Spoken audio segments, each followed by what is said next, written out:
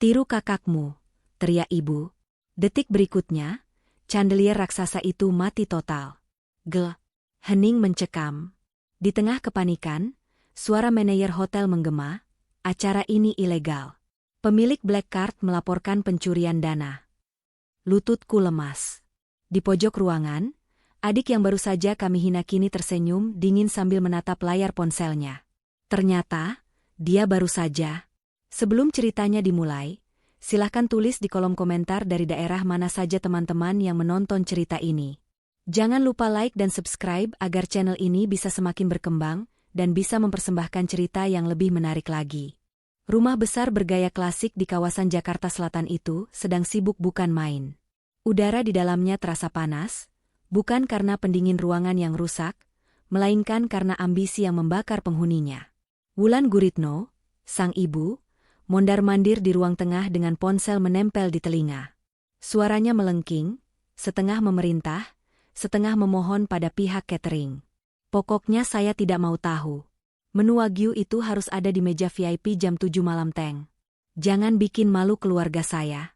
Ini pertunangan anak saya, Syifa Hadju, calon istri pengusaha sukses. Wulan memutus sambungan telepon dengan kasar, lalu menoleh ke arah tangga. Mawar. Ya ampun, anak ini. Mawar. Dari lantai 2, Mawar Dejong turun dengan langkah tenang. Ia mengenakan kaos polos kebesaran dan celana santai, rambutnya diikat asal-asalan.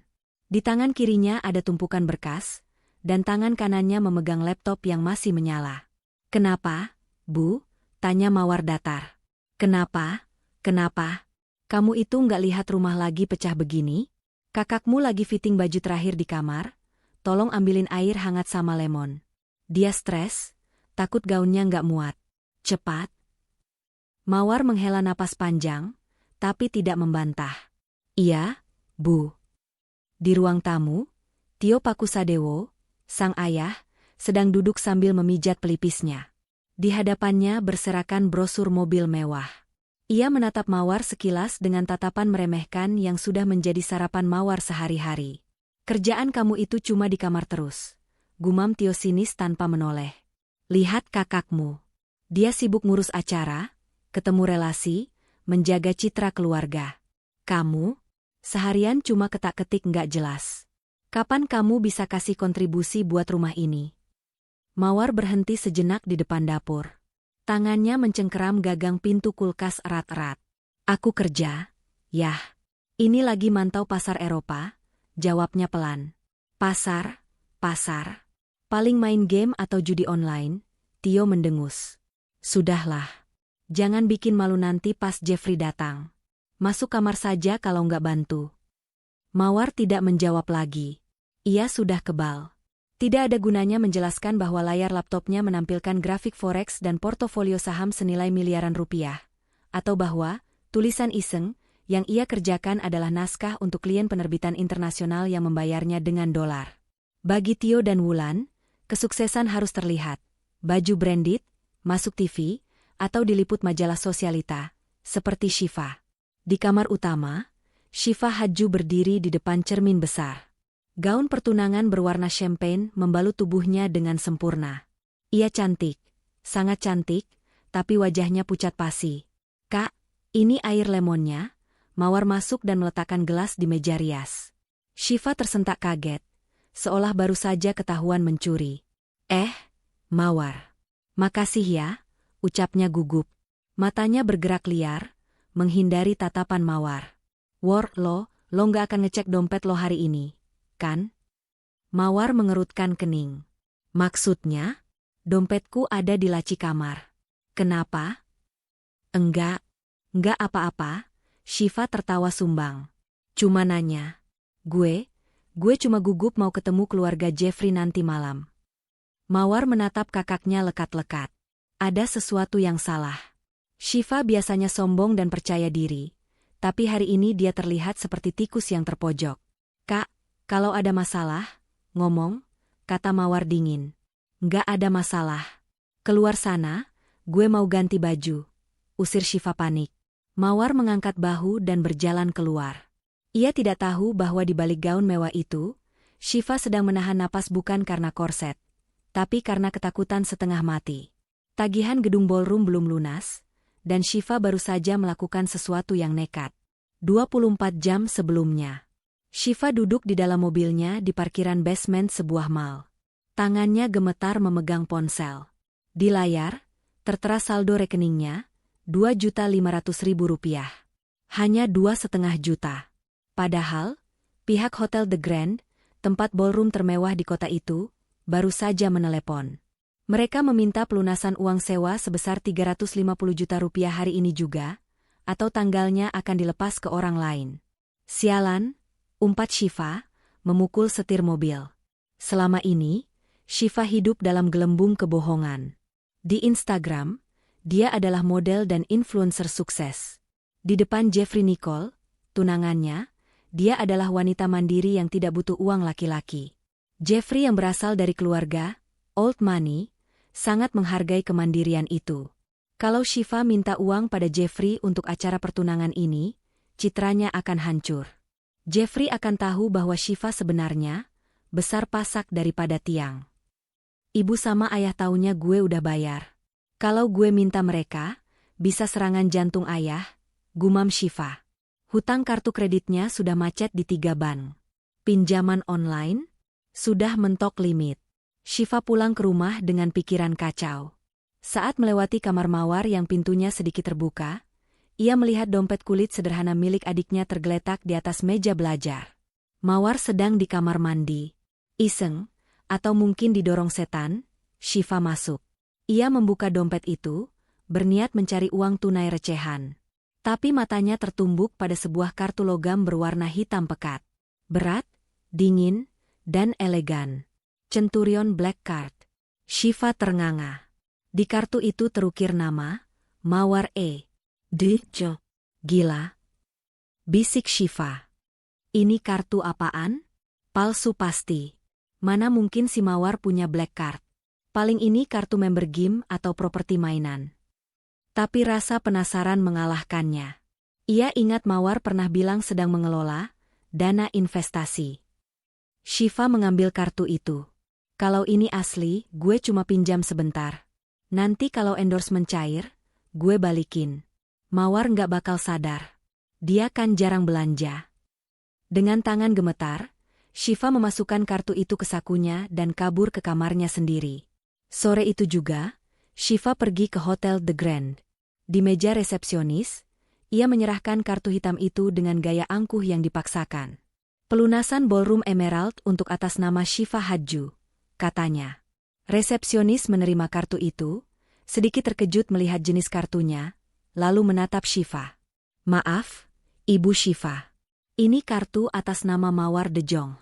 Apakah Ibu Mawar ada di sini? Kami butuh tanda tangan atau verifikasi PIN. Jantung Syifa mau copot. Oh, itu adik saya. Dia sedang sakit. Tapi dia sudah kasih izin. Coba saja gesek. Kalau butuh PIN, saya telepon dia. Syifa berbohong asal-asalan, berharap mesin edisi itu menggunakan fitur contactless atau tanda tangan saja untuk kartu level tinggi. Resepsionis itu ragu sejenak. Tapi karena Syifa adalah tamu VVIP yang sudah sering warawiri di media sosial, ia akhirnya mengangguk. Baik, saya coba otorisasi manual karena ini kartu high priority. Bip. Mesin berbunyi. Kertas truk keluar memanjang. Approve. Syifa nyaris pingsan karena lega. Rp350 juta, lunas dalam satu gesekan tanpa macet. Terima kasih. Syifa menyambar kartu dan struknya, lalu buru-buru pergi. Di dalam mobil, ia menatap kartu hitam itu dengan tatapan ngeri sekaligus takjub. Mawar, lo sebenarnya kerja apa? Malam harinya, di meja makan. Suasana tampak hangat bagi Wulan dan Tio, tapi mencekam bagi Syifa. Hebat kamu, Syifa, puji Tio sambil menyendok nasi. Ayah dengar dari manajer hotel, pembayarannya sudah lunas cash? Itu baru anak ayah. Tidak menyusahkan orang tua, mandiri, berkelas. Syifa tersenyum kaku. Iya, yah. Kan tabungan Syifa selama ini. Mawar duduk di ujung meja, makan dengan tenang. Ponselnya bergetar di saku celana. Ting. Sebuah notifikasi email masuk. Mawar meletakkan sendok, lalu membuka ponselnya. Matanya menyipit. Transaction alert, The Grand Hotel Jakarta. IDR 350 juta. Status, sukses. Rahang Mawar mengeras. Ia melirik Syifa yang duduk di seberangnya. Syifa sedang pura-pura sibuk memotong daging, tangannya gemetar. Bu, yah, Mawar bersuara pelan, tapi nadanya membuat udara di meja makan terasa dingin. Ada yang pakai kartu daruratku nggak? Tio mendengus. Kartu apa? Kartu Timezone. Kartu bank, jawab Mawar singkat. Ia menatap tajam ke arah Syifa. Kak, dompetku tadi ada di meja. Kamu masuk kamar aku? Syifa tersedak minumannya. Uhuk. Apaan sih? Nuduh sembarangan? Ngapain gue masuk kamar lo yang berantakan itu? Ada transaksi 350 juta keluar dari rekeningku sore ini. Di Hotel The Grand, Mawar meletakkan ponselnya di meja. Layarnya menghadap ke atas. Itu tempat acara kakak besok, kan? Hening. Wulan dan Tio terdiam, bingung dengan angka yang disebutkan. 350 juta? Kamu jangan ngarang, Mawar, bentak Wulan. Uang dari mana kamu segitu? Paling itu spam atau penipuan SMS. Itu notifikasi resmi bank. Bu, Mawar menatap Syifa, menuntut jawaban. Kak? Wajah Syifa memerah padam. Ia terpojok. Otaknya berputar cepat mencari alasan. Itu. Oh, itu pasti salah paham. Seru Syifa tiba-tiba, suaranya meninggi defensif. Tadi Jeffrey. Iya, Jeffrey pinjam kartu lo mungkin? Atau, gue tahu. Lo pasti iri kan? Lo sengaja bikin drama supaya acara gue besok batal, kan? Kak, kartu itu ada di dompetku. Jeffrey nggak di sini. Kamu yang ambil. Mawar berdiri. Balikin kartunya. Cukup. Tio menggebrak meja. Piring berdenting keras. Mawar, kamu ini benar-benar keterlaluan. Kakakmu mau pesta besok. Kamu malah bikin keributan soal uang hayalan. Kalaupun benar kartumu terpakai, anggap saja itu sumbangan kamu buat kakak. Pelit sekali jadi adik. Mawar menatap ayahnya tak percaya. Sumbangan? Yah, itu bukan uang kecil. Itu uang modal invest. Alah, diam, potong Wulan. Syifa, kamu nggak ambilkan? Syifa menggeleng cepat dengan wajah memelas. Nggak, Bu, sumpah. Mawar cuma mau jatuhin mental aku sebelum hari haji, dia kan emang gak suka aku bahagia sama Jeffrey. Wulan menatap Mawar dengan jijik. Masuk kamar kamu. Jangan keluar sampai besok pesta dimulai. Ibu muak lihat muka iri kamu. Mawar mengepalkan tangannya. Ia mengambil ponselnya, lalu menatap Syifa dan kedua orang tuanya bergantian. Baik. Kalau kalian gak mau selesaikan ini baik-baik, biar aku yang selesaikan dengan caraku. Mawar berbalik dan naik ke lantai 2. Di dalam kamar, ia tidak menangis. Ia membuka kontaknya, mencari nama Nicholas Saputra.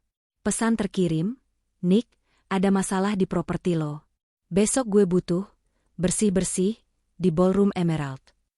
Balasan masuk detik itu juga, anything for you, bos. Perintah? Mawar mengetik satu kata, standby. Hari haji pukul 15 waktu Indonesia Barat. Ruang rias VIP di Hotel The Grand sangat mewah. Cermin-cermin besar memantulkan keanggunan Syifa Hadju yang sedang dipakaikan tiara kecil oleh penata rias. Wulan Guritno berdiri di belakangnya, mengenakan kebaya sutra mahal, tersenyum bangga melihat pantulan putrinya. Mawar duduk di sofa pojok, sudah mengenakan gaun sederhana berwarna navy. Ia terlihat kontras dengan kemewahan palsu di sekitarnya. Sejak pagi ia diam, menunggu momen yang tepat. Tio Pakusadewo masuk dengan setelan jas rapi, wajahnya berseri-seri. Tamu-tamu penting sudah mulai datang di lobi. Jeffrey juga sudah jalan ke sini. Syifa, kamu kelihatan sempurna. Makasih, yah. Syifa tersenyum, tapi matanya sesekali melirik Mawar dengan cemas. Kartu hitam itu masih ada di tas tangannya. Belum sempat ia kembalikan. Mawar berdiri, berjalan mendekat. Kak, kembalikan kartuku sekarang. Dan bilang ke ayah ibu kalau kamu bayar gedung ini pakai uangku. Suasana ruangan langsung hening. Penata rias berhenti menyisir rambut Syifa, merasa canggung. Mawar, desis Wulan tajam. Kamu ini nggak tahu tempat ya? Ini hari bahagia kakakmu. Aku cuma minta hakku, Bu. Suara Mawar tenang tapi tegas. Dia mencuri. Jaga mulutmu. Tio melangkah maju, menunjuk wajah Mawar. Kakakmu itu orang sukses. Dia nggak butuh uang receh kamu. Kamu yang harusnya malu. Lihat Syifa. Dia bisa sewa tempat semewah ini, bisa angkat derajat keluarga. Kamu bisanya apa? Cuma bikin onar. Wulan menambahkan dengan nada yang menyayat hati, sebuah kalimat yang sudah lama ia simpan. Ia memegang bahu Syifa, lalu menatap Mawar sinis. Dengar ya, Mawar. Harusnya kamu itu berkaca. Tiru kakakmu yang menyewa ballroom mewah ini. Hina ibu dengan suara lantang. Dia berani bermimpi, dia berani modal. Bukan seperti kamu yang cuma jadi benalu. Dada Mawar terasa sesak, tapi ia menahannya. Ia menatap lurus ke mata ibunya. Bu, aku yang bayar semua ini. Kalau aku tarik uangnya, pesta ini bubar. Mendengar itu, Tio tertawa. Tawa yang keras dan meremehkan, menggema di ruang rias itu. Hahaha. Dengar itu, Bu, anak bungsumu ini makin lama makin gila. Tio menggelengkan kepala, lalu menatap Mawar dengan tatapan menantang. Jangan ngayal. Kamu pikir kamu siapa? Batalkan saja sewanya jika berani. Ayah mau lihat, seberapa hebat kamu bisa gertak kita. Syifa tampak panik. Yah, udah yah, jangan diladenin. Biarin, potong Tio. Biar dia tahu diri. Mawar terdiam selama 3 detik. 3 detik yang mengubah segalanya. Rasa hormat, rasa sayang, dan kesabaran yang ia pupuk bertahun-tahun, hancur lebur di detik itu. Ia mengeluarkan ponselnya. Wajahnya tidak lagi sedih, melainkan tersenyum. Senyum tipis yang mengerikan. Oke, ucap Mawar pelan, matanya menatap tajam ke arah ayahnya. Kubatalkan detik ini. Ia mengetik pesan di ponselnya, lalu menekan tombol send. Sudah, kata Mawar sambil memasukkan ponselnya kembali ke tas. Selamat menikmati pestanya, selagi bisa. Mawar berbalik dan berjalan keluar ruangan. Dasar gila, teriak Wulan. Pergi sana, jangan rusak suasana. Tio mendengus. Anak tidak berguna, cuma bisa ngancam. Mereka tidak tahu, pesan yang dikirim Mawar hanya berisi satu kata kepada Nihola Saputra, eksekusi. Pukul 19 waktu Indonesia Barat. Pesta dimulai. Ballroom Emerald benar-benar memukau. Langit-langit setinggi 10 meter dihiasi lampu kristal raksasa, chandelier, yang berkilauan seperti berlian. Bunga-bunga segar, mawar putih dan lili, memenuhi setiap sudut ruangan, menyebarkan aroma harum yang memabukkan. Meja-meja bundar tertata rapi dengan taplak sutra emas. Tamu undangan yang hadir bukan orang sembarangan. Ada rekan bisnis Jeffrey, selebriti teman Syifa, dan kerabat keluarga besar yang selama ini jarang terlihat. Musik orkestra mengalun lembut, menciptakan suasana elegan. Wulan dan Tio berdiri di dekat pintu masuk, menyalami tamu dengan senyum lebar yang tak pernah lepas. Dada mereka membusung bangga. Ini adalah puncak pencapaian mereka sebagai orang tua, memamerkan kesuksesan anak emas mereka. Wah, Pak Tio, luar biasa pestanya, puji seorang kerabat. Gedung ini kan sewanya mahal sekali. Syifa memang hebat ya. Ah, biasa saja, Tio tertawa renyah. Syifa memang pekerja keras. Kami bangga sekali. Di tengah ruangan, Syifa menggandeng lengan Jeffrey Nicole. Jeffrey tampak gagah dengan tuxedo hitamnya. Kamu cantik banget malam ini, Shiv, bisik Jeffrey. Dan aku kagum. Kamu siapin semua ini sendiri. Ballroom ini impian banyak orang. Syifa tersenyum, tapi keringat dingin mengalir di punggungnya. Ia terus mengedarkan pandangan, mencari sosok Mawar. Adiknya itu duduk sendirian di meja paling belakang, dekat pintu akses dapur. Mawar duduk tenang, memutar-mutar gelas jus jeruk di tangannya, matanya menatap panggung dengan tatapan kosong. Kenapa dia tenang banget? Batin Syifa ketakutan. Apa ancaman tadi beneran? Tapi menit demi menit berlalu, dan tidak terjadi apa-apa. Makanan pembuka mulai disajikan. AC terasa sejuk. Musik mengalun indah. Syifa mulai sedikit rileks. Ah, dia cuma gertak sambal. Mana mungkin dia bisa batalin sewa gedung segede ini. Dia kan gak kenal siapa-siapa di sini. Di meja belakang, Mawar melirik jam tangannya. Pukul 19.30. Waktunya sambutan keluarga. Seorang pelayan pria dengan setelan rapi mendekati meja Mawar. Ia membungkuk hormat, sedikit lebih rendah dari biasanya. Mbak Mawar, bisik pelayan itu, Pak Nicholas sudah standby di ruang kontrol. Sesuai instruksi, tepat saat pemotongan kue. Mawar tidak menoleh. Ia hanya mengangguk kecil. Pastikan pintu keluar utama terbuka. Aku nggak mau ada yang terinjak-injak saat panik. Siap, Mbak. Mawar kembali menatap ke depan. Di panggung, MC baru saja memanggil Tio Pakusadewo untuk memberikan kata sambutan. Ayahnya naik ke panggung dengan gagah, mengambil mikrofon, dan mulai berbicara. Selamat malam hadirin sekalian, suara Tio menggema, jernih dan berwibawa. Malam ini adalah bukti kesuksesan putri kebanggaan saya, Syifa. Dia membuktikan bahwa dengan kerja keras, kita bisa berdiri di tempat mewah ini. Mawar menghitung dalam hati. 3, 2, 1. Tiba-tiba, lampu chandelier raksasa di atas mereka berkedip sekali. ZRRT. Kedip lagi. Lalu mati. Seketika, ballroom mewah itu gelap gulita. Musik orkestra berhenti mendadak. Suara dengungan mesin AC mati perlahan. Kegelapan total menyelimuti ratusan orang yang ada di sana. Loh? Kok mati? Terdengar suara Tio panik di mikrofon yang ternyata juga sudah mati. Suaranya hanya terdengar samar tanpa pengeras.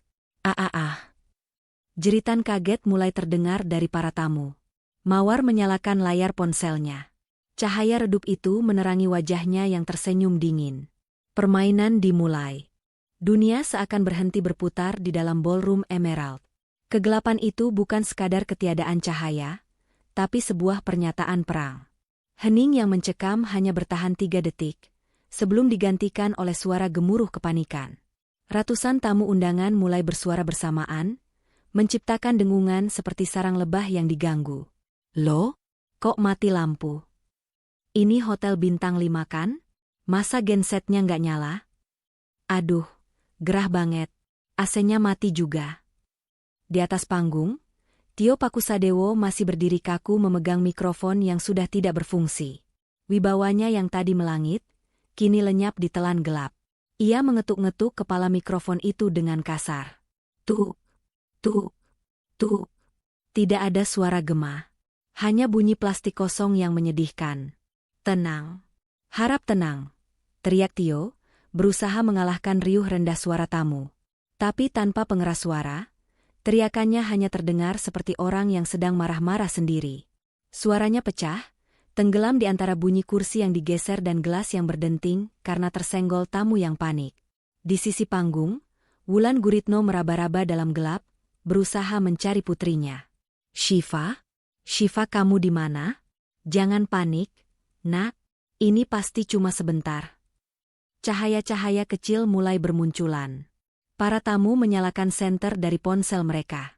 Ratusan titik cahaya itu bergerak liar, menciptakan bayangan-bayangan panjang yang menakutkan di dinding ballroom.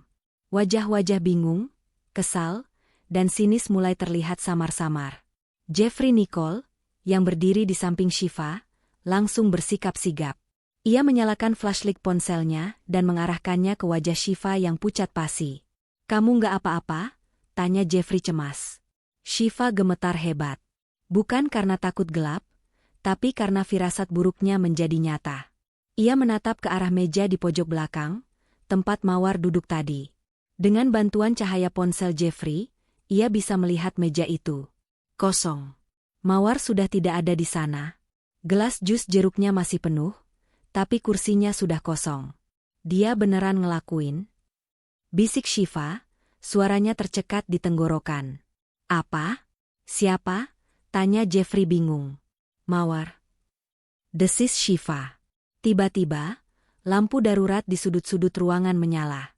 Cahayanya bukan putih terang benderang, melainkan kuning redup yang suram. Cukup untuk melihat jalan, tapi tidak cukup untuk mengembalikan kemewahan pesta. Suasana yang tadinya elegan dan romantis, kini berubah menjadi seperti suasana evakuasi bencana. Tanpa AC, udara di ruangan tertutup itu mulai terasa pengap dengan cepat. Aroma parfum mahal para tamu mulai bercampur dengan bau keringat kecemasan. Tio turun dari panggung dengan langkah terseok, wajahnya merah pada menahan marah. Ia menghampiri Wulan. Mana manajer hotel? Panggil manajer. Ini penghinaan. Saya akan tuntut hotel ini. Wulan mengangguk panik, keringat mulai melunturkan bedak tebal di wajahnya. Aku cari, yah, aku cari. Namun, mereka tidak perlu mencari. Dari pintu utama yang terbuka lebar, serombongan orang berjas hitam masuk dengan langkah tegap. Mereka bukan teknisi listrik. Mereka tidak membawa perkakas atau kabel. Mereka membawa walkie-talkie dan aura intimidasi yang kuat. Di barisan paling depan, berjalan seorang pria dengan setelan jas abu-abu carcoal yang sangat rapi. Wajahnya tenang, datar, dan dingin. Itu Nicholas Saputra, General Manager sekaligus pemilik saham hotel tersebut. Nicholas berjalan membelah kerumunan tamu. Orang-orang otomatis menyingkir, memberi jalan. Aura otoritas yang dipancarkan Nicholas membuat suasana semakin tegang. Di belakangnya, 6 orang petugas keamanan bertubuh kekar mengikuti dengan sigap. Tio melihat kedatangan Nicholas dan langsung menyongsongnya dengan emosi meledak-ledak. "Hei, Anda manajernya?" bentak Tio, telunjuknya mengarah tepat ke wajah Nicholas. "Apa-apaan ini? Nyalakan lampunya sekarang. Anda tahu siapa saya? Anda tahu siapa tamu-tamu saya? Ini acara pertunangan anak saya. Kalau dalam 1 menit lampu tidak nyala, saya pastikan hotel ini bangkrut karena tuntutan saya." Nicholas berhenti tepat 2 langkah di depan Tio. Ia tidak mundur, tidak juga berkedip. Ia menatap Tio dengan tatapan profesional namun menusuk, seolah sedang melihat serangga yang berisik. Nicholas mengangkat sebuah megafone kecil yang dibawa oleh asistennya. Ia tidak menjawab Tio. Ia justru berbicara kepada seluruh tamu undangan. "Mohon perhatian." Suara Nicholas terdengar jelas, tenang, dan berat melalui pengeras suara portabel itu. Gema suaranya memantul di dinding-dinding ballroom, membungkam keributan para tamu. "Saya Nicholas Saputra, General Manager The Grand Hotel. Kami memohon maaf atas ketidaknyamanan ini. Namun, perlu saya sampaikan bahwa penghentian operasional listrik dan fasilitas ballroom ini dilakukan secara sengaja dan sesuai prosedur manajemen." Hening. Semua orang terdiam mencerna kalimat itu. "Sengaja? Apa maksudmu sengaja?" teriak Wulan histeris, menyeruak maju ke samping suaminya. "Kalian gila ya? Kami sudah bayar lunas. 350 juta. Tunai." Nicholas menoleh perlahan ke arah Wulan. Ia tersenyum tipis, sangat tipis, nyaris tak terlihat. "Benar, Ibu. Pembayaran memang telah dilakukan kemarin sore," jawab Nicholas sopan namun tajam.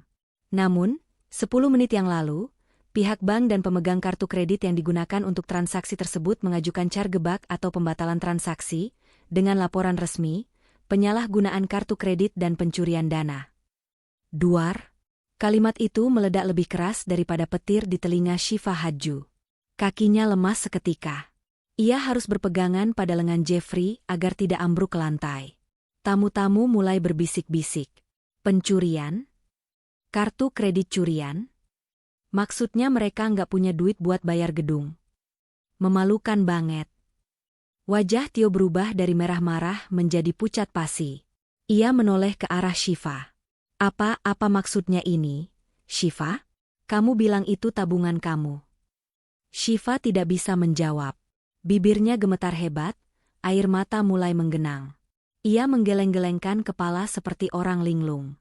Jeffrey Nicole menatap Shiva dengan tatapan yang berubah total. Tatapan memuja tadi hilang, berganti dengan kebingungan dan kecurigaan. "Shiv, kamu bayar pakai kartu siapa?" Nicholas kembali mengangkat megafonenya. Sesuai prosedur hotel kami, jika pembayaran dibatalkan oleh pemilik dana yang sah karena indikasi kriminal, maka hak penggunaan fasilitas dicabut seketika itu juga. Oleh karena itu, acara ini dinyatakan ilegal dan harus dibubarkan sekarang juga. Kata ilegal menggema menyakitkan. Bohong, jerit Wulan, tidak terima citranya hancur. Siapa pelapornya? Siapa yang berani-beraninya ngaku-ngaku punya uang itu? Anak saya artis. Dia punya uang. Nicholas menatap Wulan dengan tatapan kasihan. Ia memberi isyarat pada asistennya untuk menyerahkan sebuah dokumen. Pelapor dan pemilik kartu Centurion Black Card tersebut adalah nasabah prioritas bank kami. Nicholas membaca dokumen itu dengan suara lantang, memastikan Jeffrey dan semua tamu mendengarnya. Atas nama Ibu Mawar Eva de Jong. Nama itu disebut. Wulan ternganga. Mulut Tio terbuka tapi tidak ada suara yang keluar. Mawar. Desis Tio. Ingatannya melayang pada kejadian di ruang rias tadi. Tiru kakakmu. Batalkan saja kalau berani. Tio menyadari satu hal yang mengerikan. Anaknya tidak sedang menggertak. Anaknya baru saja menghancurkan mereka dalam satu jentikan jari. Kekacauan semakin menjadi. Pengakuan Nicholas barusan seperti bensin yang disiramkan ke api. Tamu-tamu undangan yang terdiri dari sosialita, rekan bisnis, dan kerabat, kini menatap keluarga Shiva dengan pandangan jijik. Bisik-bisik berubah menjadi cemoohan terang-terangan. Gila, ternyata adiknya yang bayarin. Katanya adiknya pengangguran beban keluarga. Berarti selama ini Shiva itu fake? Kaya dari mana? Ih, malu banget gue datang ke sini. Pesta hasil nyuri kartu adik sendiri. Di tengah panggung yang gelap, drama keluarga itu mencapai puncaknya. Jeffrey Nicole melepaskan pegangan tangannya dari lengan Shiva. Gerakan itu halus, tapi bagi Shiva rasanya seperti ditampar. Jeff, dengerin aku dulu. Shiva berusaha meraih tangan Jeffrey lagi, air matanya sudah tumpah membasahi pipi, melunturkan make-up mahalnya. Ini salah paham. Mawar cuma mau fitnah aku. Jeffrey mundur selangkah. Wajahnya dingin. Fitnah? Shiv? Manajer hotel bintang 5 nggak mungkin sembarangan bicara soal black card. Kamu bilang ke aku, kamu bayar ini hasil kerja keras kamu syuting sinetron. Kamu bilang kamu mandiri. Aku emang kerja keras, Jeff. Tapi honornya belum cair, jadi aku pinjam sebentar. Pinjam tanpa izin itu mencuri. Shiva, potong Jeffrey tajam. Dan kamu bohong sama aku. Kamu bohong sama orang tua kamu. Jeffrey, tolong jangan begini di depan orang banyak. Mohon Wulan, mencoba menyelamatkan situasi. Ia mendekati Jeffrey dengan senyum memelas. Nak Jeffrey, ini masalah keluarga biasa. Adik kakak biasalah. Suka berantem. Nanti tante ganti uang Mawar. Kita lanjutin dulu ya pestanya. Wulan menoleh ke Nicholas, menunjuk wajah pria itu. Kamu. Saya janji akan bayar besok. Nyalakan lagi lampunya. Jangan bikin malu calon mantu saya. Nicholas menggeleng tegas. Maaf, Ibu. Keputusan pemilik dana sudah final. Beliau meminta penghentian total. Dan karena status pembayaran sekarang fade, kosong, kami tidak bisa melayani tamu tanpa deposit. Nicholas kemudian memberikan kode tangan kepada pasukannya. Tim security, tolong arahkan para tamu menuju pintu keluar dengan tertib. Tim catering, hentikan penyajian dan bersihkan area. Tunggu. Tio berteriak. Suaranya parau. Jangan usir kami. Saya Tio Pakusadewo. Saya bisa bayar. Berapa harganya? Saya transfer sekarang. Tio merogoh saku jasnya, mengeluarkan dompet dan beberapa kartu kredit miliknya. Ia menyodorkannya ke wajah Nicholas dengan tangan gemetar. Gesek ini, gesek semua. Nicholas melirik kartu-kartu di tangan Tio, kartu gold biasa, kartu debit bank lokal. Limit gabungan semua kartu itu mungkin tidak sampai 50 juta. Jauh dari tagihan 350 juta, belum termasuk denda pembatalan. Maaf, Pak, ucap Nicholas halus namun menohok. Mesin EDC kami sedang offline untuk acara ini. Dan mohon maaf sekali lagi, Limit Bapak sepertinya tidak akan mencukupi untuk menutupi biaya kerugian material dan imaterial malam ini. Tio terdiam kaku. Ia merasa ditelanjangi di depan umum. Harga dirinya sebagai kepala keluarga, sebagai laki-laki, dihancurkan berkeping-keping oleh kenyataan dompetnya sendiri. Sementara itu, di belakang mereka, para pelayan mulai bergerak. Piring-piring makanan yang baru saja disajikan, ditarik kembali. Gelas-gelas champagne diambil dari tangan tamu. "Maaf, Pak, Bu, acara selesai," ucap para pelayan sopan tapi tegas sambil mengambil piring dari tangan kerabat Tio yang sedang makan. "Hei, saya belum selesai makan," protes seorang paman. "Instruksi manajemen, Pak. Silakan tinggalkan ruangan," jawab pelayan itu tanpa ekspresi. Itu adalah pemandangan paling memalukan yang pernah terjadi dalam sejarah keluarga besar mereka. Proses pengusiran itu berlangsung cepat dan brutal secara mental. Tidak ada kekerasan fisik, tapi rasa malunya lebih sakit daripada dipukul. Lampu utama tetap mati. Para tamu digiring keluar hanya dengan penerangan lampu darurat dan senter dari petugas keamanan. Mereka berjalan keluar sambil menutupi wajah, menghindari sorotan kamera ponsel tamu lain yang merekam kejadian itu untuk konten media sosial. "Gila, konten mahal nih," terdengar suara seorang selebgram teman Syifa yang diam-diam melakukan live Instagram. "Guys, kalian gak bakal percaya. Pesta pertunangan Syifa Haju bubar gara-gara kartu kredit curian. Sumpah, awkward parah." Syifa melihat temannya itu merekam. Ia ingin berteriak, ingin marah, tapi suaranya habis. Ia hanya bisa menunduk dalam-dalam, menutupi wajahnya dengan rambut yang sudah acak-acakan. Di pintu keluar ballroom, Wulan masih berusaha menahan beberapa tamu penting. "Bu Haryo, jangan pulang dulu. Ini cuma kesalahan teknis. Sebentar lagi nyala kok." Wulan menarik lengan seorang wanita paruh baya yang memakai berlian besar. Wanita itu menepis tangan Wulan dengan kasar. "Duh, Jeng Wulan. Udah deh. Saya malu tahu nggak? Udah panas, gelap, ternyata pestanya bodong. Lain kali kalau nggak punya duit, nggak usah gaya-gayaan sewa hotel The Grand. Tuh, sewa aula kelurahan aja." Wanita itu melengos pergi. Wulan berdiri terpaku, air matanya akhirnya tumpah. Bukan air mata sedih, tapi air mata marah dan malu. Di sudut lain, Jeffrey Nicole sedang menelepon seseorang, kemungkinan sopirnya. Ia tidak lagi berdiri di samping Syifa. Ia berdiri menjauh, seolah-olah tidak mengenal keluarga itu. Tio menghampiri Jeffrey. "Jeff, Om bisa jelaskan?" Jeffrey mengangkat tangan, menghentikan ucapan Tio. "Nggak usah, Om. Saya rasa semuanya udah jelas. Saya kecewa. Bukan karena uangnya, tapi karena kebohongannya. Saya pamit." "Jeff." "Jeffrey," panggil Syifa serak. Jeffrey tidak menoleh. Ia berjalan cepat keluar ballroom, diikuti oleh asisten pribadinya. Punggung Jeffrey yang menjauh menandakan satu hal. Hubungan itu, sama seperti pesta ini, telah berakhir dalam kegelapan. Di dalam ballroom yang kini hampir kosong, hanya tersisa keluarga inti Syifa dan para staf hotel yang mulai membereskan kursi. Dekorasi bunga mawar mahal mulai dicabuti dan dimasukkan ke tong sampah plastik hitam besar di depan mata kepala Wulan. "Bu, Pak, mohon segera tinggalkan area," ucap kepala keamanan tegas. "Kami harus sterilisasi ruangan." "Ini dekorasi saya. Bunga-bunga ini mahal," teriak Wulan saat melihat bunga impor itu dilempar ke tong sampah. "Sudah jadi sampah, Bu. Silakan keluar," balas petugas itu dingin. Dengan langkah gontai, Tio, Wulan, dan Syifa berjalan keluar. Gaun champagne Syifa yang indah kini terseret di lantai kotor, terkena tumpahan minuman yang belum sempat dibersihkan. Mereka berjalan melewati koridor hotel yang megah, ditatap sinis oleh tamu hotel lain yang kebetulan lewat. Mereka berjalan menuju lobi, lalu ke area parkiran.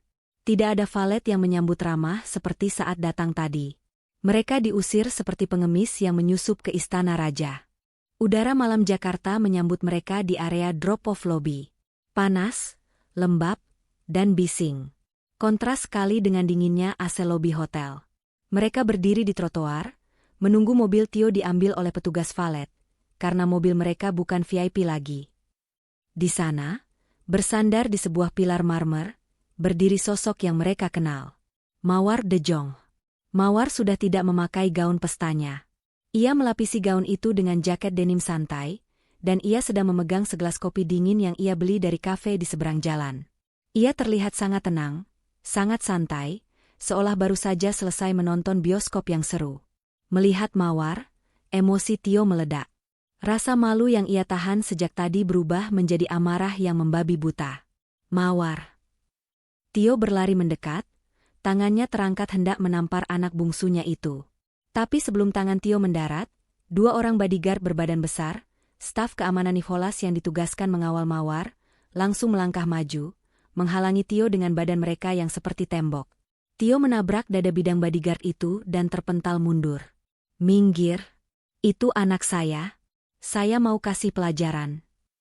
Mawar menyesap kopinya pelan, lalu menatap ayahnya dari balik bahu bodyguard. Tatapannya datar, tidak ada rasa takut sedikit pun. Pelajaran apa lagi, yah? Tanya Mawar santai. Bukannya ayah yang minta tadi? Ayah bilang, batalkan saja sewanya jika berani. Ayah lupa. Kamu anak durhaka. Jerit Wulan, menunjuk-nunjuk muka Mawar dengan jari telunjuk yang gemetar. Kamu hancurkan kakakmu. Kamu hancurkan pertunangan dia. Kamu bikin malu orang tua se-Indonesia. Di mana hati nurani kamu? Hah? Mawar tersenyum miring. Hati nurani? Bu, waktu ibu bilang aku harus niru kakak yang nyewa ballroom ini, ibu nggak tanya hati nurani aku.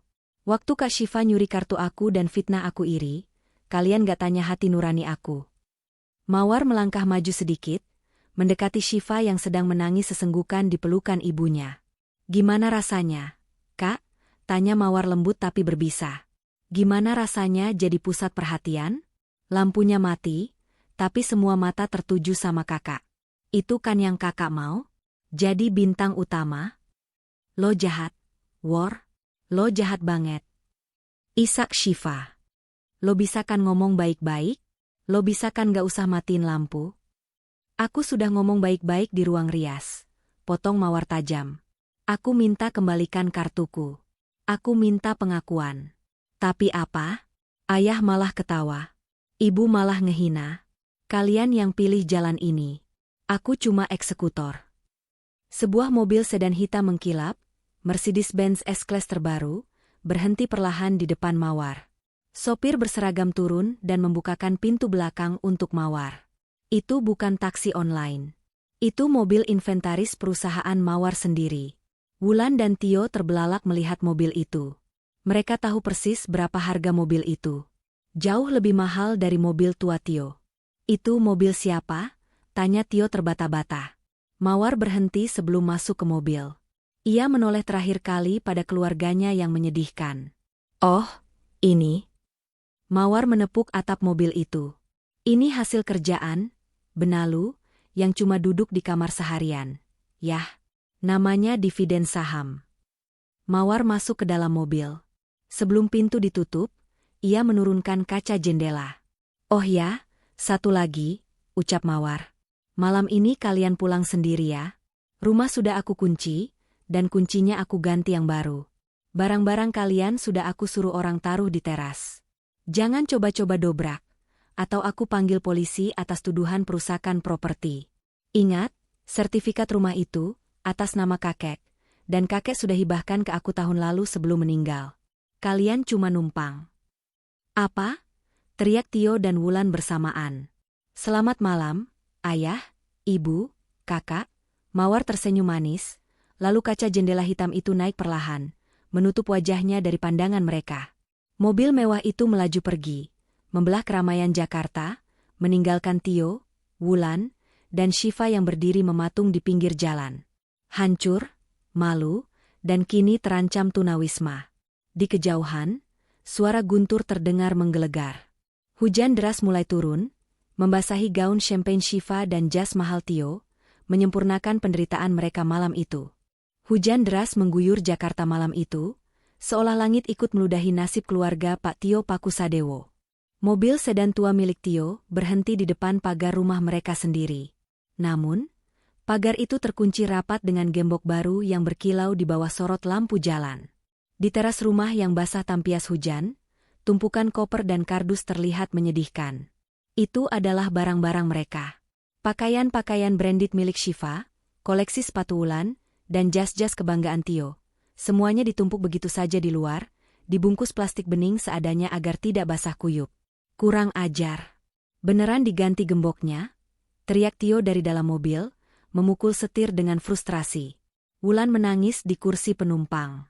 "Pah, kita tidur di mana? Masa kita tidur di mobil? Badan ibu sakit semua, Pah." Tadi didorong-dorong satpam hotel. Syifa duduk di kursi belakang, diam 1000 bahasa. Ponselnya mati karena kehabisan baterai, atau mungkin ia sengaja mematikannya karena takut melihat dunia luar. Gaun champagne-nya yang seharga puluhan juta kini kotor di bagian bawah, robek sedikit karena tersangkut pintu mobil. Ia memeluk lututnya, menggigil kedinginan karena AC mobil tua itu tidak bisa diatur suhunya.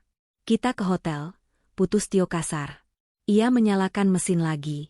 Ke hotel langganan rekan bisnis ayah. Namun realita menampar mereka lagi. Kartu kredit Tio sudah ditolak tadi. Uang tunai di dompetnya tinggal 300.000 rupiah. Sisa uang di ATM debit? Mungkin tidak sampai 1 juta karena baru saja dipakai Wulan untuk facial sebelum pesta. 1 jam kemudian, bukan di hotel berbintang, mereka berakhir di sebuah motel pinggir jalan di daerah yang jauh dari pusat kota.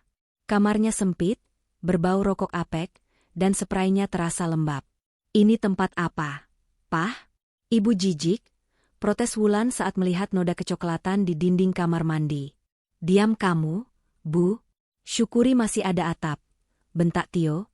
Stres membuatnya kehilangan kesabaran pada istrinya sendiri.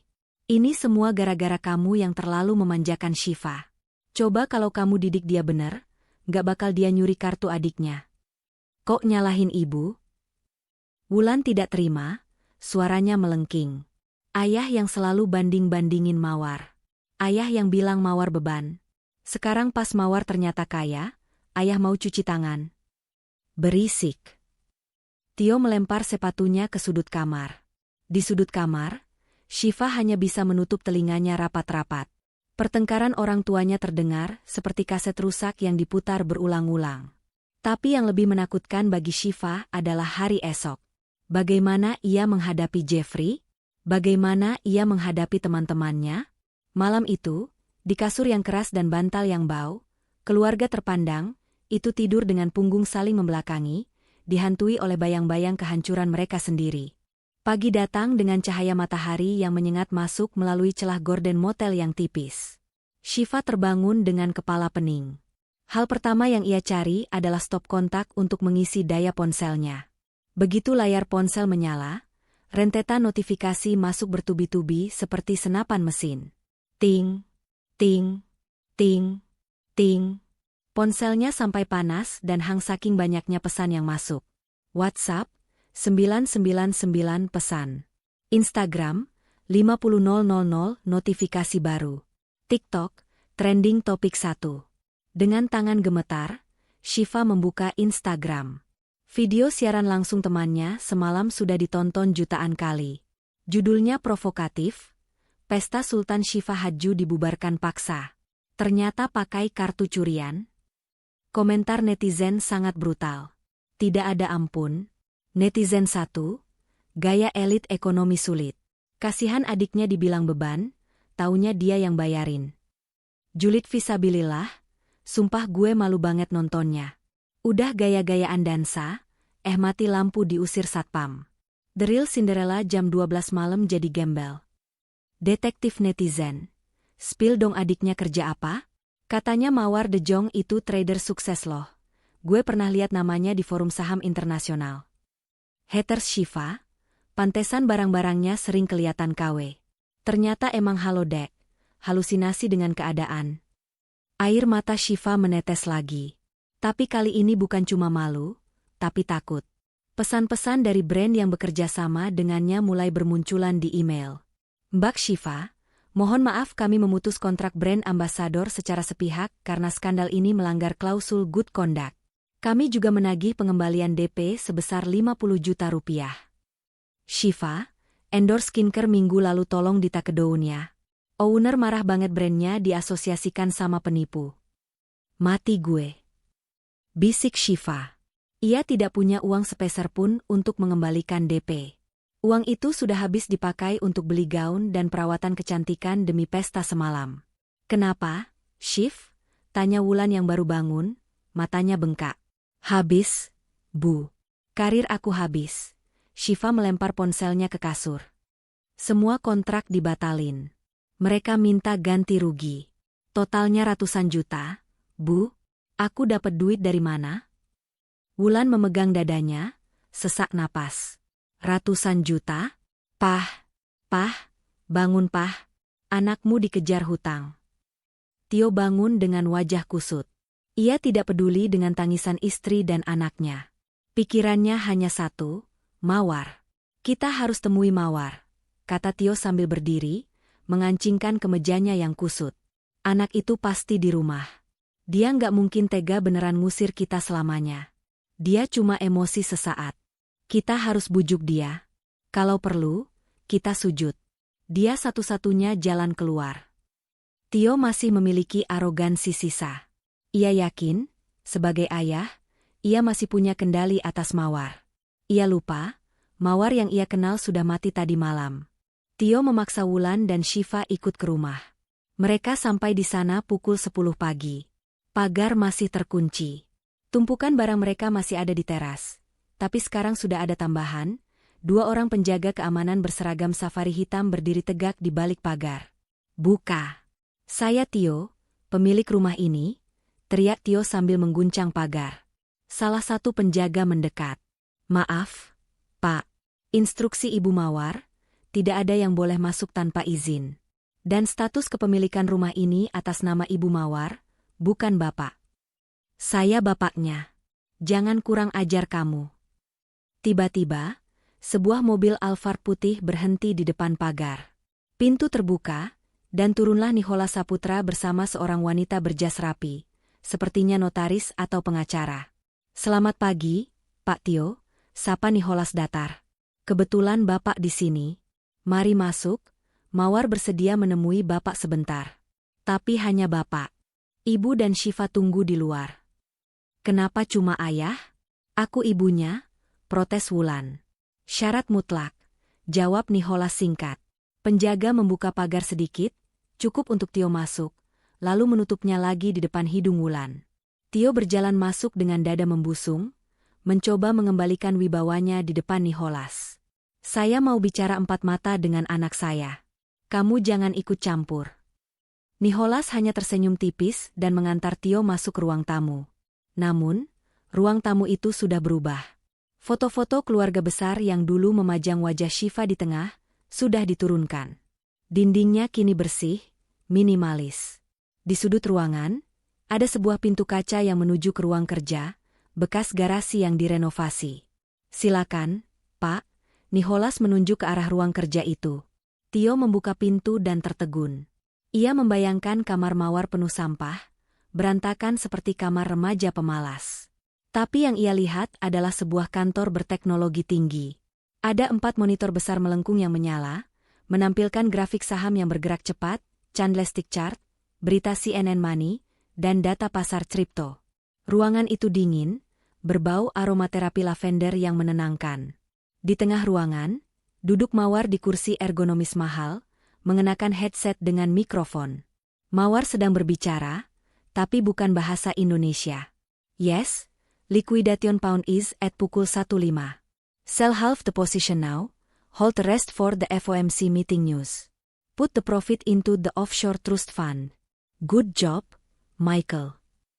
Bahasa Inggrisnya sangat fasih, dengan aksen bisnis yang kental. Tio tidak mengerti setengah dari apa yang diucapkan Mawar, tapi ia tahu satu hal, itu bukan bahasa orang pengangguran. Itu bahasa uang. Mawar melepas headsetnya, memutar kursinya menghadap Tio. Wajahnya segar, tanpa beban. Ada apa, yah? Aku cuma punya waktu 5 menit sebelum pasar London buka, kata Mawar sambil melihat jam tangan Rolex di pergelangan tangannya. Tio menelan ludah. Wibawanya menciut melihat dominasi Mawar di ruangan itu. War. Ayah, ayah mau pulang. Ibu sama kakakmu di luar kepanasan. Ini bukan rumah ayah lagi, jawab Mawar santai. Sertifikat sudah balik nama tahun lalu, kan? Kakek kasih ke aku karena kakek tahu ayah bakal gadaikan rumah ini buat bayar gaya hidup Kak Syifa. Tapi kami orang tuamu. Masa kamu tega biarkan kami gelandangan? Suara Tio mulai bergetar. Mawar mencondongkan tubuh ke depan. Waktu aku sakit demam berdarah 2 tahun lalu, ayah bilang apa? Jangan manja, obat mahal. Padahal hari itu ayah belikan Syifa tas baru. Waktu aku butuh modal buat laptop kerja, ayah bilang, cari sendiri, dasar benalu. Jadi aku cari sendiri, yah. Dan sekarang aku sudah dapat. Kenapa ayah mau minta bagian? Itu beda, Mawar. Ayah hilaf. Bukan hilaf, yah. Itu karakter, potong Mawar. Aku nggak akan biarkan kalian tinggal di sini lagi. Energi kalian negatif buat karirku. Terus kami tinggal di mana? Teriak Tio putus asa. Itu urusan ayah. Kan ayah kepala keluarga. Masa kalah sama? Benalu? Sindir Mawar telak. Sekarang silakan keluar. Nicholas akan jelaskan soal sisa hutang Syifa yang harus kalian lunasi. Mawar kembali memasang headsetnya dan berbalik menghadap layar monitor, mengabaikan ayahnya yang berdiri mematung seperti patung lilin yang meleleh. Tio keluar dari ruangan itu dengan langkah gontai, seperti orang yang baru saja melihat hantu. Di ruang tamu, Nicholas sudah menunggunya dengan sebuah map tebal. Pak Tio, silakan duduk sebentar, kata Nicholas, nadanya sopan tapi tidak bisa dibantah. Tio duduk lemas di sofa. Di luar pagar, ia bisa mendengar sayup-sayup suara Wulan yang berteriak memanggil namanya. Ini rincian total kerugian semalam. Nicholas membuka map itu. Biaya pembatalan catering, penalti gedung, biaya keamanan tambahan, dan kerugian imaterial atas pencemaran nama baik hotel. Totalnya 550 juta rupiah. Mata Tio melotot. 500,5 miliar? Dari mana saya dapat uang segitu? Itu urusan Bapak, jawab Nicholas dingin. Ibu Mawar sudah berbaik hati tidak menuntut Syifa atas pidana pencurian kartu kredit dan pemalsuan tanda tangan. Ancaman hukumannya 5 tahun penjara, Pak. Jadi, hutang perdata ini adalah opsi yang murah dibandingkan anak Bapak masuk penjara. Tio memegang kepalanya yang terasa mau pecah. Satu hal lagi, Nicholas mengeluarkan sebuah majalah bisnis terkemuka, Forbes Indonesia edisi terbaru yang belum beredar di pasaran. Mungkin Bapak perlu baca ini supaya paham siapa lawan Bapak. Di halaman sampul, terpampang wajah Mawar De Jong dengan pose elegan menyilangkan tangan. Judul besarnya, The Silent Wale, Mawar De Jong, 24 tahun, mengelola aset 50 miliar rupiah dari kamar tidurnya. Tangan Tio gemetar memegang majalah itu. Ia membaca sekilas artikelnya. Disebutkan bahwa Mawar adalah top-tier trader dan angel investor di beberapa startup teknologi. Selama ini, suara Tio parau, selama ini dia punya uang sebanyak ini. Lebih, Pak, koreksi Nicholas. Itu cuma aset yang terpublikasi. Mawar adalah pemegang saham minoritas di grup hotel kami. Jadi secara teknis, semalam Syifa mencoba menyewa gedung milik adiknya sendiri dengan uang adiknya sendiri, untuk memamerkan kekayaan yang tidak dia miliki. Nicholas menutup map itu. Ironis, bukan? Tio merasa dadanya nyeri. Ia bukan hanya kehilangan anak bungsunya, ia kehilangan tambang emas yang selama ini ia sia-siakan dan ia injak-injak. Penyesalan itu datang bukan karena rasa sayang, tapi karena rasa rugi yang amat sangat. Keluar, Pak, perintah Nicholas. Waktu Bapak habis. Di luar pagar, drama lain sedang berlangsung. Sebuah mobil Porsche biru metalik berhenti mendadak. Jeffrey Nicole turun dengan wajah merah padam, diikuti oleh seorang pria berjas rapi, pengacaranya. Melihat Jeffrey, Syifa langsung berdiri, menghapus air matanya, dan mencoba merapikan rambutnya. Jeffrey, sayang, panggil Syifa, berharap ada keajaiban. Kamu datang buat jemput aku kan? Aku bisa jelasin semuanya, Jeff. Tadi malam itu. Jeffrey tidak menatap Syifa. Ia menatap Wulan dengan pandangan jijik, lalu beralih ke Syifa. Nggak usah drama, Shiv. Aku udah muak, kata Jeffrey dingin. Ia memberi kode pada pengacaranya. Pengacara itu menyerahkan sebuah amplop coklat kepada Shiva. Apa ini? Tanya Shiva, tangannya gemetar. Itu somasi, jawab Jeffrey. Aku baru cek mutasi rekeningku dan data pribadiku. Ternyata kamu pakai KTP aku buat daftar pinjaman online 3 bulan lalu. Kan? Kamu bilang buat modal usaha butik, ternyata buat beli tas Hermes palsu itu. Wajah Shiva pucat, darah seolah berhenti mengalir di tubuhnya. Jeff itu aku niatnya mau bayar. 200 juta, Shiva. Pinjaman atas nama aku, bentak Jeffrey. Aku bisa laporin kamu ke polisi sekarang juga. Tapi karena aku kasihan sama orang tua kamu yang udah tua bangka dan gak punya otak ini, aku cuma minta satu hal, bayar lunas dalam 2x 24 jam, atau aku penjarakan kamu. Jeffrey, jangan gitu dong nak. Wulan mencoba memegang tangan Jeffrey. Tante mohon. Jeffrey menepis tangan Wulan kasar. Jangan sentuh saya. Saya ngeri lihat keluarga penipu kayak kalian. Mulai detik ini, kita putus. Jangan pernah sebut nama saya lagi di media sosial kamu, atau saya tuntut pencemaran nama baik. Jeffrey berbalik dan masuk ke mobil mewahnya. Mesin menderu, dan mobil itu melesat pergi, membawa serta harapan terakhir keluarga itu untuk bangkit. Shiva jatuh terduduk di aspal yang basah. Amplop somasi itu terlepas dari tangannya, jatuh ke genangan air lumpur. Habis sudah. Tunangan kaya raya hilang, karir hancur, hutang menumpuk, dan ancaman penjara di depan mata. Saat itulah, Tio keluar dari pagar rumah dengan wajah kosong, memegang majalah yang diberikan Nicholas tadi. "Pa," panggil Shiva lirih. "Jeffrey mutusin aku, dia minta ganti rugi." Tio tidak menjawab. Ia hanya melempar majalah itu ke pangkuan Shiva. "Baca itu," kata Tio pelan tapi penuh amarah. "Lihat siapa yang kamu hina semalam. Lihat siapa yang kamu curi uangnya." Shiva melihat sampul majalah itu. Wajah mawar yang tersenyum percaya diri seolah mengejeknya dari kertas glossy itu. 50 miliar. Shiva membaca judulnya dengan suara tercekat. Dia punya 50 miliar. Tio tertawa sumbang, tawa orang yang sudah gila karena putus asa. Dan kita baru saja diusir seperti kucing kurap. Hebat kan kakakmu ini? Hebat kan orang tuamu ini? Kita buang berlian demi memungut sampah plastik kayak kamu. "Pah!" Wulan berteriak. "Diam." Tio meledak. Ia menendang koper-koper di teras hingga berantakan. "Sekarang kita mau apa?" "Hah?" "Jawab. Kita punya hutang hampir 1 miliar kalau ditotal, dan kita nggak punya rumah." Di kejauhan, 2 motor metik berhenti. 2 pria berjaket kulit dengan wajah sangar turun, melihat ke arah nomor rumah, lalu melihat foto di ponsel mereka. "Permisi," teriak salah satu pria itu dengan logat kasar. "Apa benar ini rumah Ibu Shiva Hadju? Kami dari Kredit Kilat. Mau menagih cicilan yang sudah nunggak 3 bulan. Katanya hari ini mau dilunasi setelah pesta." "Debt collector." Wulan menjerit ketakutan. Shiva memucat. Tio hanya bisa berdiri pasrah. Pesta di ballroom semalam terasa seperti mimpi indah yang sangat jauh.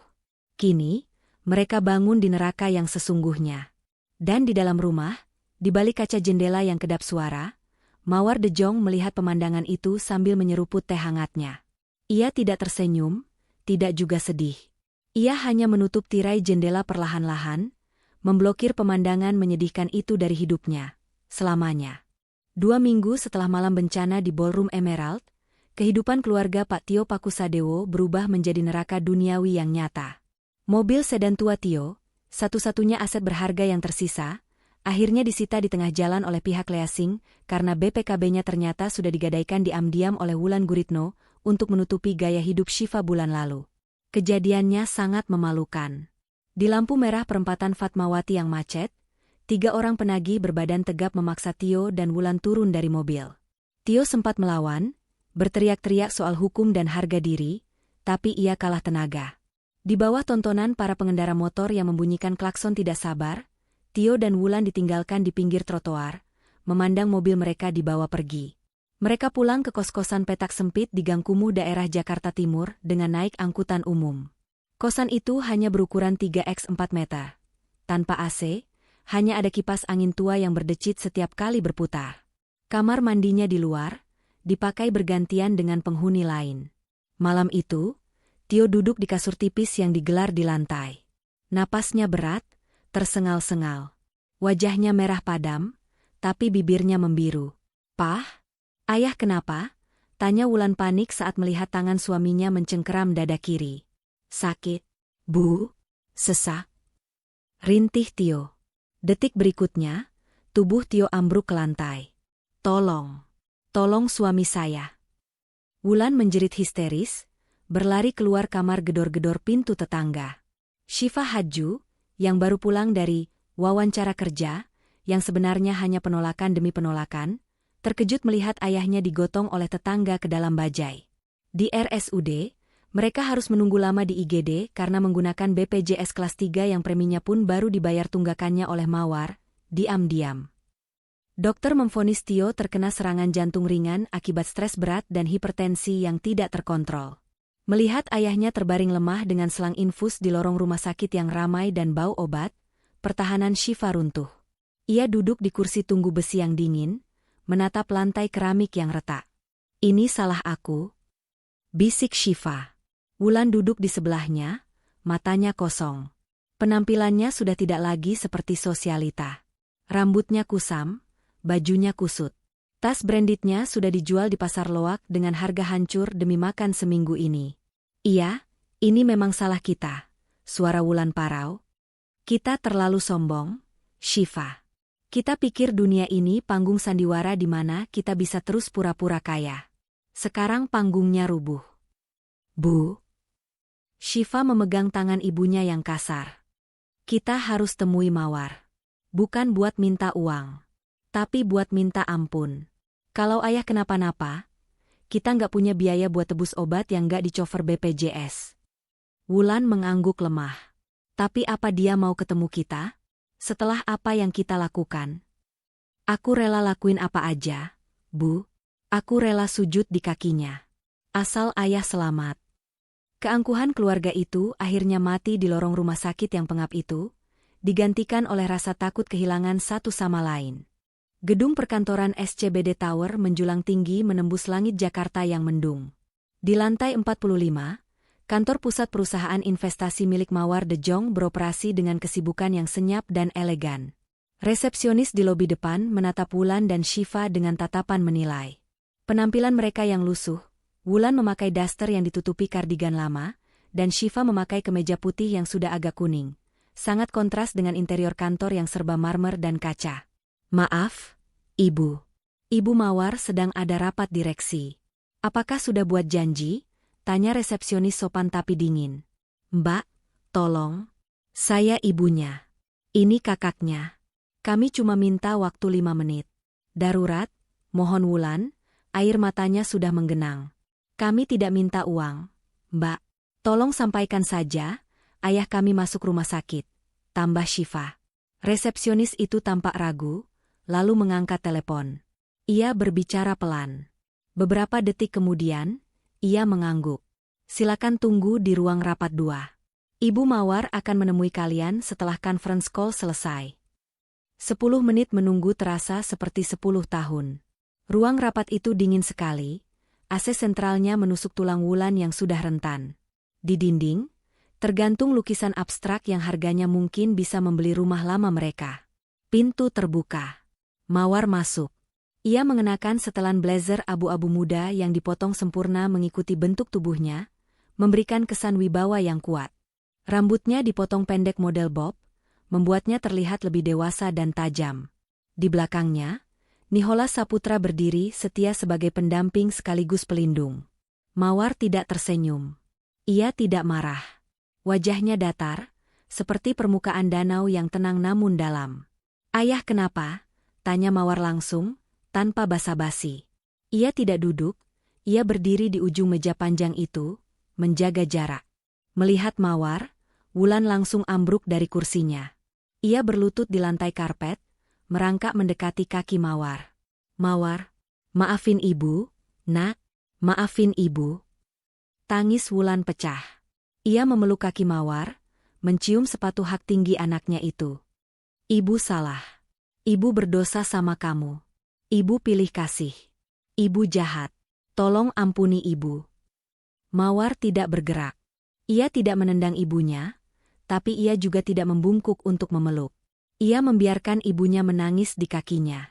Syifa ikut berlutut di samping Wulan. Kepala Syifa tertunduk sampai menyentuh lantai. Bahunya berguncang hebat. War, gue nggak minta lo balik jadi adik gue kalau lo nggak mau. Suara Syifa serak. Gue tahu gue sampah. Gue nyuri duit lo. Gue malu-maluin lo. Tapi tolong, War, ayah kena serangan jantung. Obat pengencernya mahal, harus ditebus tunai. Gue belum dapat kerja. Gue janji bakal ganti uang lo seumur hidup gue, potong gaji gue tiap bulan, tapi tolong bantu ayah sekarang. Mawar menatap kedua wanita di kakinya itu. Dulu, mereka adalah raksasa yang selalu membuatnya merasa kecil. Sekarang, mereka hanyalah dua manusia yang hancur. Mawar menoleh ke Nicholas. Nick, cek status medis Tio Pakusadewo di RSUD. Kalau benar butuh tindakan, transfer biaya langsung ke rekening rumah sakit. Jangan kasih uang tunai sepeser pun ke tangan mereka. Siap, Bu. Nicholas mengetik cepat di ponselnya. Wulan mengangkat wajahnya, air mata membasahi pipinya. Terima kasih, Mawar. Terima kasih. Jangan berterima kasih dulu, potong Mawar dingin. Ia mundur selangkah, melepaskan kakinya dari pelukan ibunya. Bantuan ini bukan gratis. Ini investasi.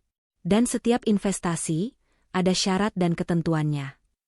Mawar berjalan memutari meja, lalu duduk di kursi direktur di ujung sana. Ia menatap Syifa tajam. Kalian mau hidup layak? Mau ayah sembuh? Mau makan nasi, bukan makan gengsi? Tanya Mawar. Mau, War. Mau banget, jawab Syifa cepat. Oke. Nicholas, bacakan kontraknya. Nicholas Saputra meletakkan sebuah dokumen tebal di atas meja. Judulnya, Perjanjian Rehabilitasi dan Bantuan Bersyarat. Pasal 1, Nicholas mulai membaca dengan suara baritonnya yang tenang. Pihak pertama, Mawar, akan menyediakan tempat tinggal berupa rumah tipe 36 di pinggiran Depok untuk pihak kedua, keluarga. Sewa dibayar langsung oleh pihak pertama ke pemilik rumah. Listrik dan air ditanggung pihak pertama dengan batas wajar. Tidak ada uang tunai bulanan. Rumah tipe 36 di Depok. Jauh dari kemewahan rumah lama mereka di Jakarta Selatan, tapi jauh lebih baik dari kosan sempit itu. Wulan mengangguk cepat, bersyukur. Pasal 2, lanjut Nicholas. Segala hutang Syifa Hadju kepada pihak ketiga, pinjol, bank, vendor pesta, akan diambil alih pembayarannya oleh Mawar, dengan status hutang lunak tanpa bunga. Namun, sebagai gantinya, Syifa wajib bekerja untuk melunasi hutang tersebut kepada Mawar. Syifa mengangkat wajahnya, ada secercah harapan. Kerja di sini? Di kantor lo, War? Mawar tertawa kecil. Tawa yang kering. Di sini? Kamu nggak punya kualifikasi, Kak. Ijazah sarjana kamu cuma pajangan. Kan? Kamu nggak punya skill selain dandan dan foto. Wajah Syifa memerah, tapi ia tidak membantah. Itu fakta. Kamu nggak akan kerja di sini, kata Mawar. Aku punya teman yang punya pabrik garmen di Cikarang. Dia butuh staf administrasi gudang. Gajinya UMR. Kamu harus bangun jam 4 pagi, naik kereta, kerja angkat-angkat berkas, cek stok barang di gudang yang panas. Bukan kerja di ruangan ber-AC sambil ngopi cantik. Syifa terdiam. Buruh gudang? Dia, Syifa Hadju sang mantan selebgram, jadi staf gudang? Kenapa? Gengsi? Tanya Mawar menohok. Kalau gengsi, silakan keluar. Biar ayah diurus BPJS seadanya. Enggak, teriak Syifa. Aku mau. Aku ambil pekerjaannya. Mawar mengangguk puas. Bagus. Gajimu akan dipotong 50% otomatis tiap bulan untuk bayar hutang ke aku. Sisanya buat makan kalian bertiga. Cukup nggak cukup? Harus cukup. Pasal 3, Nicholas melanjutkan poin terakhir yang paling berat. Pihak kedua dilarang keras menghubungi media, membuat konten media sosial yang membawa nama Mawar De Jong, atau mencoba mengontak relasi bisnis Mawar untuk meminta keuntungan pribadi. Jika dilanggar satu kali saja, seluruh fasilitas ditarik, dan kalian kembali ke jalanan. Wulan menunduk. Ia tahu ini adalah tembok yang dibangun Mawar. Mawar ingin memastikan parasit masa lalunya tidak akan pernah bisa menghisap darahnya lagi. Setuju? Tanya Mawar. Shiva mengambil pulpen di meja. Tangannya gemetar, tapi tatapannya mantap. Ia menandatangani dokumen itu. Wulan menyusul. Mulai besok, kalian pindah ke Depok, kata Mawar sambil berdiri, menandakan pertemuan selesai. Dan satu hal lagi. Jangan pernah berharap aku akan datang main ke rumah itu. Hubungan kita sekarang murni kreditor dan debitor. Selesaikan hutang kalian, baru kita bicara soal keluarga. Mawar berbalik membelakangi mereka, menatap jendela kaca yang menampilkan pemandangan kota Jakarta. Keluar. Wulan dan Shiva berjalan keluar dengan langkah tertatih tapi lega. Mereka kehilangan segalanya, tapi setidaknya, mereka masih diberi napas untuk hidup. 6 bulan kemudian. Pukul 5.30 pagi, stasiun Depok Lama sudah padat oleh lautan manusia. Di antara ribuan pejuang nafkah itu, terselip seorang gadis muda dengan kemeja flanel sederhana, celana jeans, dan sepatu kets yang sudah agak kotor. Itu Shiva Hadju. Tidak ada lagi makeup tebal. Wajahnya polos, hanya dipoles bedak tipis dan lip balm. Rambutnya diikat kuda praktis. Ia berdesak-desakan masuk ke gerbong KRL wanita, terjepit di antara ibu-ibu pedagang sayur dan mbak-mbak kantoran SCBD yang wangi. Dulu, Shiva akan muntah kalau harus naik kereta sepadat ini. Sekarang, ia sudah hafal posisi berdiri yang paling strategis agar bisa tidur sambil berdiri. Hidupnya berubah 180 derajat. Di pabrik garmen di Cikarang, ia dikenal sebagai Mbak Shiva Gudang. Awalnya, ia sering menangis di kamar mandi karena dimarahi kepala gudang saat salah hitung stok kancing. Tangannya yang dulu halus dan rajin manicure, kini kasar dan sering tergores kardus. Tapi anehnya, Shiva merasa lebih manusia.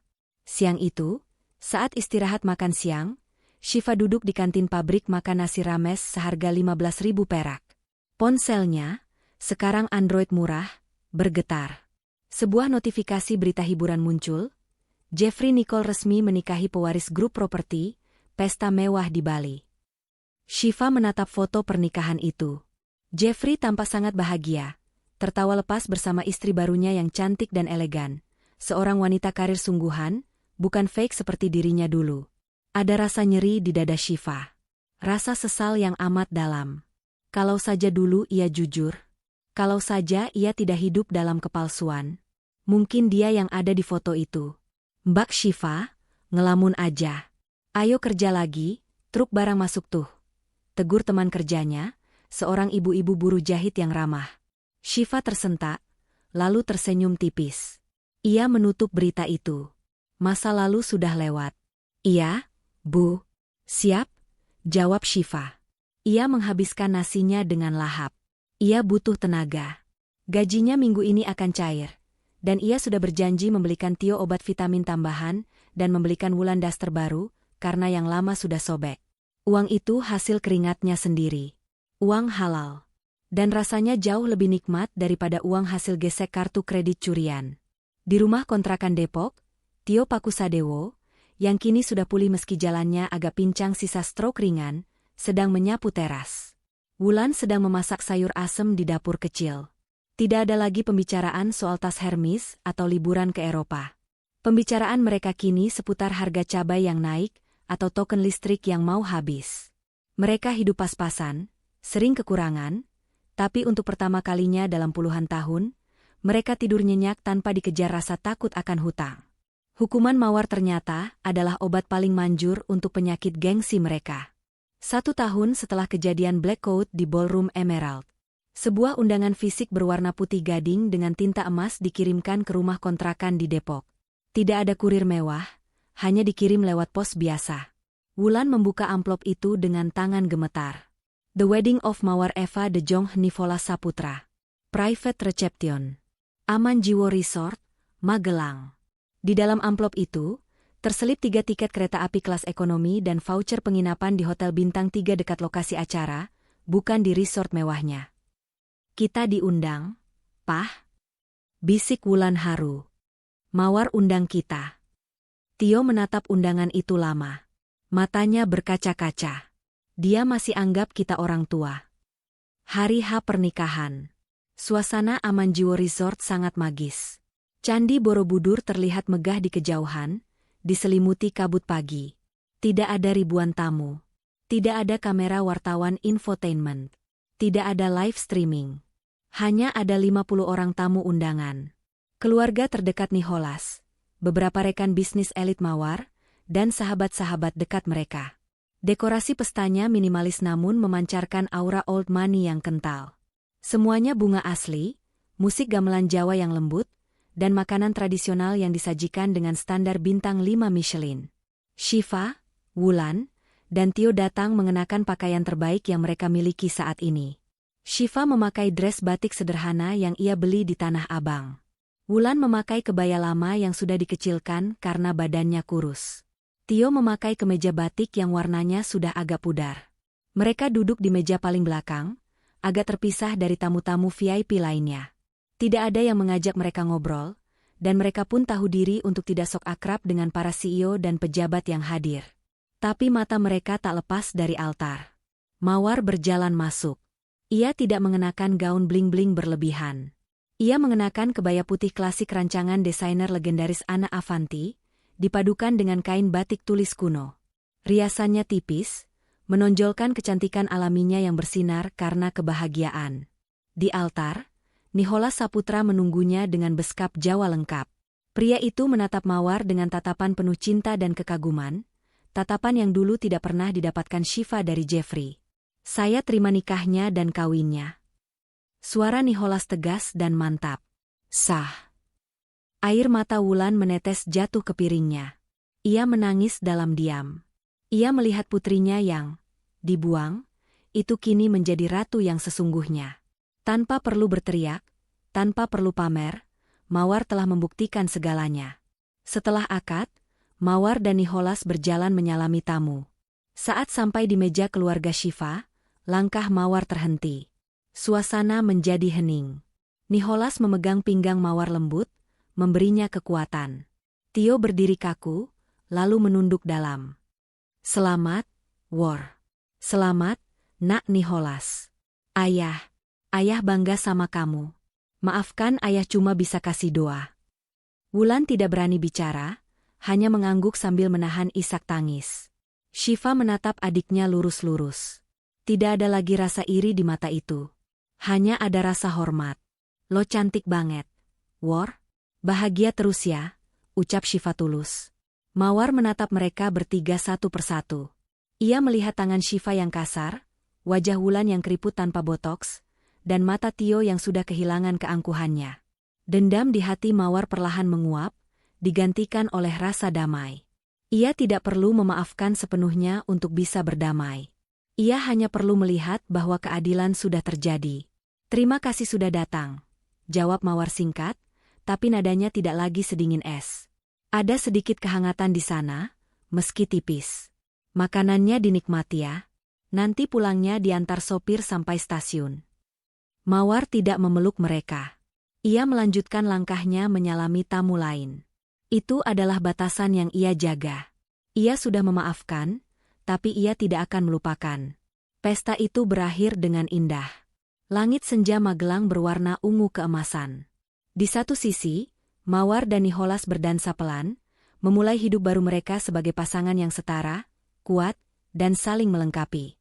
Di sisi lain, keluarga Tio Pakusadewo berjalan keluar gerbang resort, menuju mobil jemputan yang akan membawa mereka kembali ke realitas stasiun kereta ekonomi. Di dalam mobil, Shiva melihat keluar jendela, menatap Borobudur yang kokoh. Besok aku lembur lagi, gumam Shiva pelan. Semangat, Nak, kata Tio sambil menepuk bahu Shiva. Nanti kalau hutang lunas, kita buka warung nasi kecil-kecilan ya. Ibu yang masak. Iya, Pah, Shiva tersenyum. Senyum yang lelah, tapi nyata. Mereka tidak punya harta lagi. Tapi di tengah kehancuran itu, Mereka akhirnya menemukan sesuatu yang hilang selama bertahun-tahun di rumah mewah mereka dulu. Rasa cukup. Dan bagi Mawar, itulah balas dendam terbaik. Bukan menghancurkan mereka sampai mati, tapi memaksa mereka belajar menjadi manusia.